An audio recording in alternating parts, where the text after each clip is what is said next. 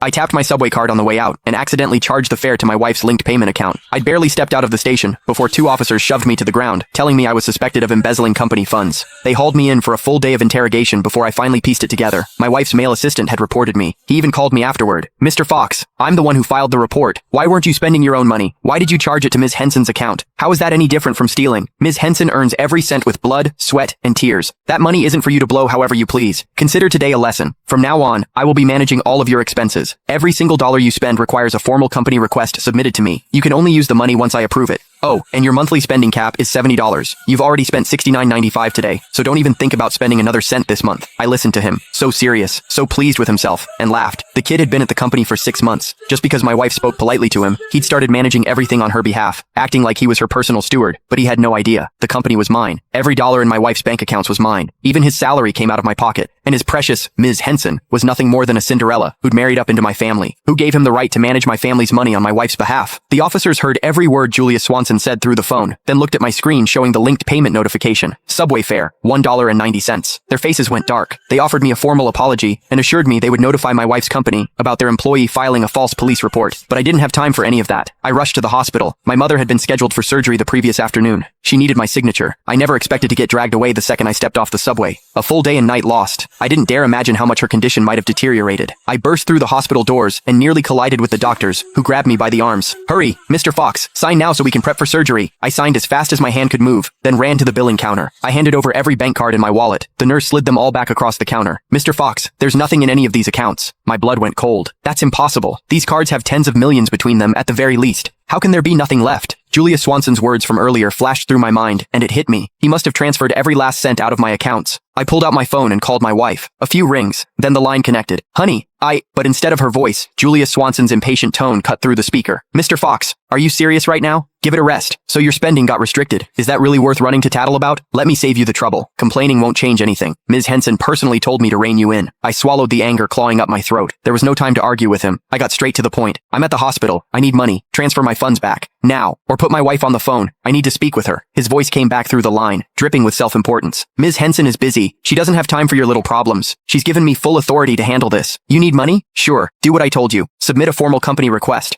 Once I approve it, the funds will be released. Oh, and just a reminder, you've got exactly $1 left in your monthly allowance. Don't bother requesting more than that."